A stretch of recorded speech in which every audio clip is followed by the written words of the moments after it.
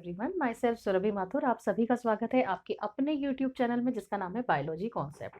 और बच्चों, आज मैं लेकर आई हूँ आपके लिए एक बहुत ही मज़ेदार सा टॉपिक, दैट इज़ एल्गी। ये टॉपिक न केवल जूनियर क्लासेस के हिसाब से इम्पॉर्टेंट है, बल्कि बीएससी फर्स्ट ईयर के स्टूडेंट्स की अगर हम बात करें तो वहाँ ये टॉपिक बहुत ही इंपॉर्टेंट रोल प्ले करता है। लगभग पूरे पेपर का 50% पोर्शन, ये वाला पोर्शन एल्गी कवर करती है। तो आइए आज हम मिलकर शुरू करते हैं ये प्यारा सा टॉपिक। लेकिन इस टॉपिक को स्टार्ट करने से पहले आप सभी से ये रिक्वेस्ट है कि आप चैनल को ज़्यादा से ज़्यादा लाइक करें, शेयर करें और सब्सक्राइब करें। तो देखो बेटा, एल्गी की जब बात आती है तो आप लोगों ने अक्सर देखा होगा कि रेनी सीजन्स में, यानी कि बरसात के मौसम में, जो वाटर रिजर्वायर होते हैं या पॉन्ड्स हैं, लेक्स हैं, वहाँ पे वो ऊपर उनकी सरफेस अगर आप देखें तो वो ग्रीन कलर की हो जाती है, जिसको कि हम बोल देते हैं, या आपने देखा होगा कि दीवारों पर अक्सर काई जम जाती है। उस काई को बॉटनी की लैंग्वेज में हम लोग क्या कहते हैं? एल्गी। अब वो एल्गी या काई किस कलर की होती है? ग्रीन कलर की। जब किसी भी प्लांट में ग्रीन कलर प्रेजेंट होता है तो उसके लिए रिस्पॉन्सिबल होता है एक पिगमेंट, जिसको हम क्या कहते हैं? क्लोरोफिल। और क्लोरोफिल कैसा पिगमेंट है? जो एक प्रोसेस करता है, एक फिजियोलॉजिकल प्रोसेस के लिए रेस्पॉन्सिबल है। और उस फिजियोलॉजिकल प्रोसेस को हम क्या नाम देते हैं बच्चा? फोटोसिंथेसिस। और जब भी कोई प्लांट फोटोसिंथेसिस करता है तो उसमें वो क्या करता है? फूड का फॉर्मेशन। तो यानी फोटोसिंथेसिस की प्रोसेस में क्या हुआ? Food formation. और जब वो प्लांट फूड का फॉर्मेशन कर रहा है, खुद अपना खाना बना रहा है, तो उस कंडीशन में उस प्लांट को हम क्या नाम दे देंगे? ऑटोट्रॉफ। जहां पर भी ऑटो वर्ड आता है उसका मतलब होता है सेल्फ, और ट्रॉफ वर्ड आता है उसका मतलब होता है न्यूट्रिशन। यानी कि ऐसा प्लांट जो अपना नरिशमेंट या अपना न्यूट्रिशन जो है वो खुद प्रिपेयर कर रहा है, खुद बना रहा है, उसको हम क्या कहेंगे? ऑटोट्रॉफ। अब जब मैंने अपनी बात कहाँ से शुरू करी थी? मैंने अपनी बात शुरू करी थी कि ये कहाँ पर मिलेंगे आपको, कब मिलेंगे, किस सीजन में मिलेंगे? रेनी सीजन्स में मिलेंगे, या फिर कहाँ मिलेंगे? ऐसी जगह पर जहां पर कि क्या है? मॉइस्चर है। यानी एल्गी कहाँ मिलती है? मॉइस्चर कंटेंट जहां पर ज्यादा होता है, वाटर कंटेंट जहाँ ज्यादा होता है, वहां पे मिलते हैं। तो हम क्या कह सकते हैं? Algae are those plants or organisms which occur in moist condition or where abundance of water is present.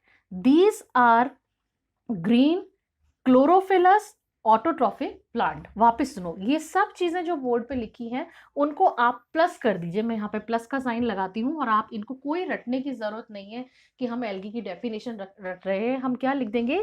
Algae are those plants which occur in moist condition, which are green, chlorophyllous plant, and which are autotrophic in nature.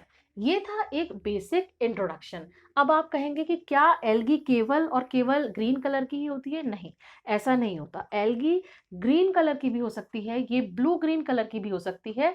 उसमें green colour किसकी वजह से होता है? Chlorophyll. और chlorophyll में भी कौन सा? बहुत तरह के क्लोरोफिल होते हैं।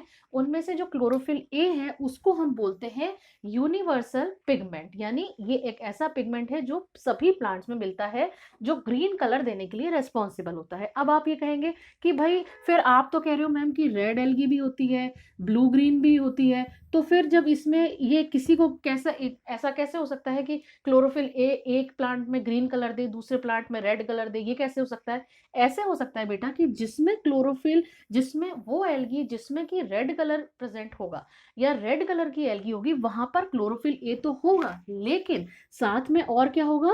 Chlorophyll D. और ये क्लोरोफिल डी का अमाउंट जो है वो ज्यादा होगा किसके कंपैरिजन में? क्लोरोफिल ए के कंपैरिजन में। तो यानी यहाँ पे रेड एल्गी के केस में क्या चीज डोमिनेंट हो गई? Chlorophyll D. और क्लोरोफिल डी किस कलर के लिए रेस्पॉन्सिबल है? रेड कलर के लिए। तो जब यहाँ पे क्लोरोफिल डी ज्यादा होगा तो वो किसको ओवरलैप करेगा? क्लोरोफिल ए को, इसलिए उस एल्गी का कलर क्या होगा? रेड। ऐसा ही ब्लू ग्रीन कलर की जो एल्गी होती है उसमें कोई दूसरे तरह का क्लोरोफिल मिलता है, जिसकी वजह से उसमें ब्लू ग्रीन कलर होता है। ये था बेटा एक जनरल इंट्रोडक्शन एल्गी का। आप लोगों के सिलेबस में लगभग 7 या 8 एल्गीज हैं, और आज उनमें से हम सबसे इजी और सबसे इंटरेस्टिंग एल्गी लेंगे और उसका नाम है नॉस्टॉक। नॉन स्टॉप, इसको अक्सर बच्चे कई बार नॉन स्टॉप भी कह देते हैं, तो हमें नॉन स्टॉप नहीं कहना है, हम इसको क्या कहेंगे, नॉन स्टॉप कहेंगे।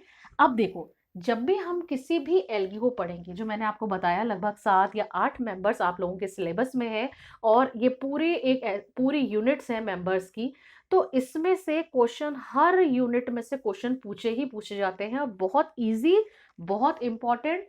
ये न केवल आपके बीएससी पार्ट 1 के लिए इंपॉर्टेंट है, बल्कि अगर आप सेकंड ग्रेड की प्रिपरेशन कर रहे हैं, या कुछ स्टूडेंट ऐसे होते हैं जो नीट भी देते हैं, तो नीट के लिए भी इंपॉर्टेंट है।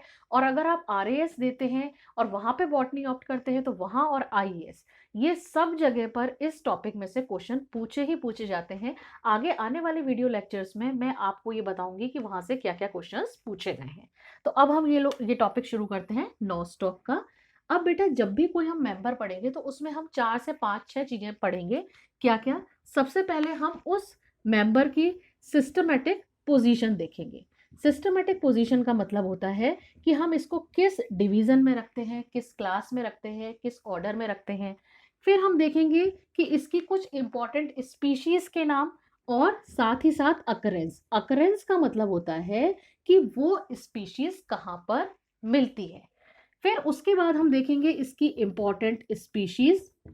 अब आप कहेंगे इंपॉर्टेंट स्पीशीज किस हिसाब से? इंपॉर्टेंट स्पीशीज इस हिसाब से कि मान लीजिए मैं आपसे ये कहती हूँ कि ये एल्गी जो है नॉन स्टॉप, ये मोस्ट ऑफ द टाइम आपको फ्रेश वाटर में मिलती है। लेकिन अगर मैं ये कहूँ कि ये फ्रेश वाटर में ना मिलके कहीं और भी मिलती है, और इसका ये पर्टिकुलर काम है, तो वो स्पीशीज हमारे लिए इंपॉर्टेंट हो जाती है, क्योंकि उस स्पीशीज को लेकर अक्सर एग्जाम्स में क्वेश्चन पूछा जाता है। उसके बाद हम लोग देखेंगे इसका थैलस स्ट्रक्चर, और फिर लास्ट में हम लोग देखेंगे रिप्रोडक्शन। हम लोगों के सिलेबस में जो 7-8 एल्गीज हैं, उनमें हम इस टेक्निक को हम फॉलो करेंगे, इन पैरामीटर्स को हम फॉलो करेंगे। सबसे पहले हम systematic position, then occurrence, then important species, then thallus, and last क्या होगा? रिप्रोडक्शन। तो इसमें अब हम सबसे पहले स्टार्ट करते हैं इसकी सिस्टमैटिक पोजीशन। ठीक है, आप एक रजिस्टर मेंटेन कर लीजिए, उस रजिस्टर में आप सारे इन टॉपिक्स को लिखते जाइए, वीडियो पॉज कीजिए और आराम से इसको लिख लीजिए। अगर आपको इसके नोट्स चाहिए तो उसके लिए आप मुझे कमेंट सेक्शन में लिखकर बता सकते हैं। अब हम सबसे पहले बात करेंगे बेटा सिस्टमैटिक पोजीशन की। नॉन स्टॉप की जब बात करते हैं, तो बेटा डिवीजन से हम लोग शुरू करते हैं हमेशा। नॉन स्टॉप का डिवीजन आता है साइनोफाइटा। फिर इसके बाद आती है इसकी क्लास साइनोफाइसी। जब भी हम किसी भी क्लास की स्पेलिंग लिखते हैं, तो उसमें सफिक्स यानी कि लास्ट में क्या आता है? ई ए ई, सी ई ए ई। अगर फियोफाइसी होगा तो फियो की स्पेलिंग लिख के PHAEO, और फिर फाइसी में PHY, और लास्ट में सफिक्स क्या आ जाएगा? CEAE। उसके बाद बात आती है इसके ऑर्डर की। जब भी हम कोई ऑर्डर लिखते हैं, तो लास्ट में जो सफिक्स आता है वो क्या आता है? S, ALES। इसीलिए आपको इन स्पेलिंग्स को हर हालत में याद करना होगा, क्योंकि अगर आप स्पेलिंग गलत लिखते हैं तो मार्क्स नहीं मिलेंगे। नॉस्टोकेल्स इसका ऑर्डर हो गया, और लास्ट में आ गई क्या हो गया? नॉस्टॉप मेंबर हो गया। तो ये डिवीजन हुआ, ये क्लास हुआ, और ये ऑर्डर हो गया, और ये क्या हो गया? जीनस। स्पीशीज कई सारी हैं, मैं अभी आगे आने वाले पार्ट में मैं आपको बताऊंगी कि इसकी कौन कौन सी स्पीशीज है। तो यहां पर से 1 मार्क्स का क्वेश्चन पूछा जाता है, डिफाइन या describe the systematic position of nostoc. तो हम क्या लिखेंगे? डिवीजन साइनोफाइटा, क्लास साइनोफाइसी, ऑर्डर नॉस्टोकेल्स, और जीनस नॉस्टॉक। और एक बात है, एक साथ में आपको इसमें जीनस में और फिर बाद में आप एक स्पीशीज भी मेंशन कर सकते हैं, और वो स्पीशीज में एन लिख के आप कोई सी भी स्पीशीज, जैसे कि मैं यहाँ लिख रही हूँ कॉलेमा, और जब भी हम कोई बॉटेनिकल नेम लिखते हैं तो उसके नीचे अंडरलाइन करना नहीं भूलेंगे। तो ये हमने नॉस्टॉक का फर्स्ट पोर्शन कंप्लीट किया, सिस्टमैटिक पोजीशन। अब हम आएंगे अकरेंस पर। मैं इसको इरेज कर रही हूँ, यहाँ पर इन 3 चीजों को इरेज कर रही हूँ। अगर आप चाहें तो बोर्ड पे से इन चीजों को नोट डाउन कर सकते हैं। अब बेटा हम लोग बात करेंगे अकरेंस। जैसा कि मैंने आपको बताया कि मैक्सिमम केसेस में एल्गी कहाँ मिलती है? मैक्सिमम केसेस में एल्गी आपको मिलती है फ्रेश वाटर में। ये एक नॉर्मल कंडीशन हुई। अब आप कहेंगे फ्रेश वाटर का मतलब क्या होता है? बेटा फ्रेश वाटर का मतलब होता है ऐसा पानी जिसमें कि सॉल्ट की कंसंट्रेशन कम होती है, लो सॉल्ट कॉन्सेंट्रेशन। ठीक है, ऐसे पानी में आपको ये नॉस्टॉक एल्गी मिलेगी। दूसरी इसकी अकरेंस कहाँ हो सकती है? टेरेस्ट्रियल। टेरेस्ट्रियल हम बोलते हैं कि कहाँ पे मिल सकती है? जैसे कि मॉइस्ट सॉइल में आपको मिल सकती है।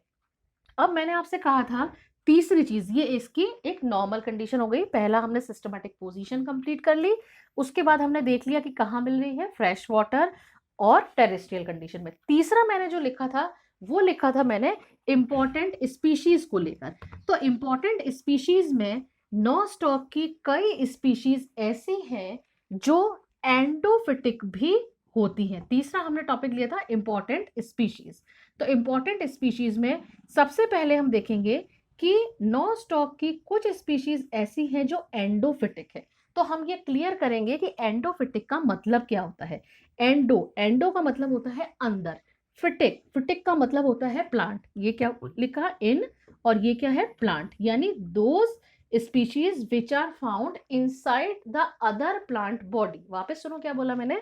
नॉस्टॉक की कुछ स्पीशीज ऐसी हैं जो दूसरे प्लांट की बॉडी के अंदर मिलती हैं। तो ऐसी स्पीशीज को क्या कहते हैं? एंडोफिटिक। अब एग्जाम में क्वेश्चन क्या आता है कि name any one species of Nostoc which is endophytic in nature. तो यहां पर आपको नाम याद रखना होगा किसका? Nostoc punctiforme. Nostoc punctiforme. और स्पेलिंग लिखने में हम बिल्कुल गलती नहीं करेंगे, क्योंकि अगर आपने स्पेलिंग गलत लिखी तो आपको मार्क्स नहीं मिलेंगे।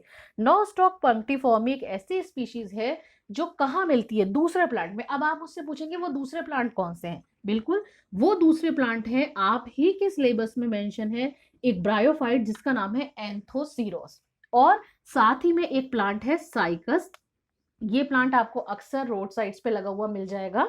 साइकस और एंथोसीरोस दो प्लांट्स ऐसे हैं जहां पर कि ये एज एन एंडोफिटिक यानी उस प्लांट की बॉडी के अंदर मिलता है। तो नाम आपको याद रखना है। दूसरी एक इसकी आप इंपॉर्टेंट स्पीशीज को और याद रखेंगे, और वो क्या है? वो है नॉस्टॉक कॉलेमा। नॉस्टॉक कॉलेमा को हम क्यों याद रखेंगे? क्योंकि ये आपको एक फंगस के साथ एसोसिएटेड मिलेगी। और जब भी एल्गी और फंगस का एसोसिएशन होता है तो एक नया प्लांट बनता है जिसको हम कहते हैं लाइकेन। तो ये भी स्पीशीज एक इंपॉर्टेंट है कि which species of Nostoc shows fungal association, या आप कह सकते हैं which species of Nostoc is found in lichen. तो आपका आंसर क्या हो जाएगा? Nostoc collema. साथ ही साथ नॉस्टॉक इसलिए भी इंपॉर्टेंट है, आपने अक्सर देखा होगा कि जो चावल के खेत हैं उन चावल के खेतों को पानी से भर देते हैं। तो वो पानी से भर देते हैं, साथ ही साथ उसमें ये नॉस्टॉक एल्गी डाली जाती है। वो नॉस्टॉक एल्गी क्या करती है? बेसिकली नाइट्रोजन फिक्सेशन का काम करती है, जिसकी वजह से सॉइल फर्टिलिटी इंक्रीज होती है। इसीलिए ये नॉस्टॉक एल्गी बहुत ज्यादा इंपॉर्टेंट है।